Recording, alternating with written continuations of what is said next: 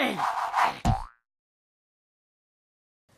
few weeks ago, I had a conversation with a fairly savvy young chap who's reasonably up on his entertainment news and was shocked to discover that he didn't know you could play video games on a Mac.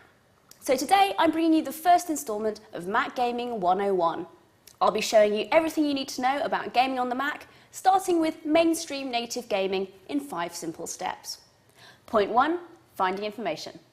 Unfortunately, Mac gaming is not a massive industry, and even Apple themselves don't seem that bothered about promoting it or making their platform more games friendly.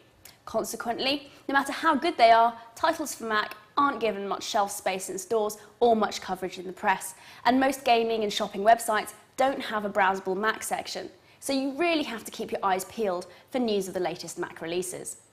Try keeping tabs on specialist gaming sites such as InsideMacGames.com and developers such as Aspyr and Feral Interactive who specialise in Mac porting. Point 2, what's available?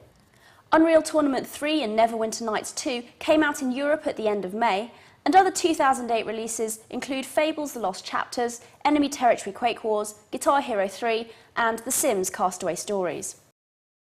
As you can see, you sometimes have to wait a little while for the latest games to make it over. Neverwinter Nights 2 came out on PC at the end of 2006, although the port time for some of the bigger titles is improving, with Guitar Hero 3 making it onto the Mac just 2 months after the initial release. Blizzard does in-house porting and sells games on hybrid PC-Mac discs, so World of Warcraft games and expansions are very easy to get hold of and with no delay for Mac users. Point 3, system requirements. For most of the latest off-the-shelf titles, your MacBook, MacBook Air or Mac Mini won't cut it, as they only come with Intel integrated graphics cards, and for most games you need to be running at least an ATI Radeon 9000 or an NVIDIA GeForce FX 5200. You should be fine with the MacBook Pro with its NVIDIA GeForce 8600, the iMacs which start with ATI Radeon 2400 XTs, or the Mac Pro which starts with a Radeon 2600 XT. For those of you with older machines, games supporting PowerPC are thin on the ground, with most requiring an Intel Mac. Point 4, playing ports of console games. Unlike a console version, you can't just drop in a disc and play. You will need to install the game, but this doesn't usually take more than about 10 minutes. Take a look at Aspyr's Guitar Hero 3 port, shown here played with default settings on a MacBook Pro with a GeForce 8600. It's a damn good port and runs just as smoothly as it does on the 360 or PS3. The graphics are comparable and the sound is fantastic.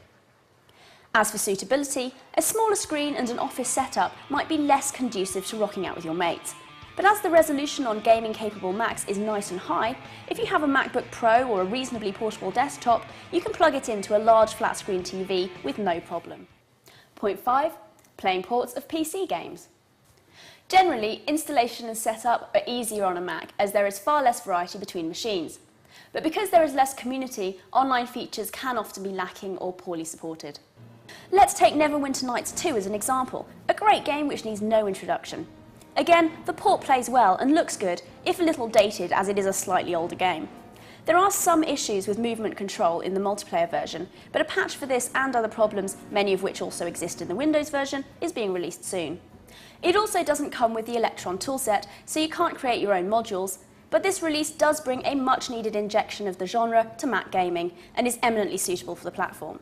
So there you go, 5 points to get you up to speed with Mac gaming. Over the next few months, watch out for Battle Stations Midway by Feral Interactive in mid-June, Command & Conquer 3 Tiberium Wars by EA at the end of June, and Call of Duty 4 by Aspyr out on July 14th. Also, watch out for our next instalment of Mac Gaming 101. Thanks for watching.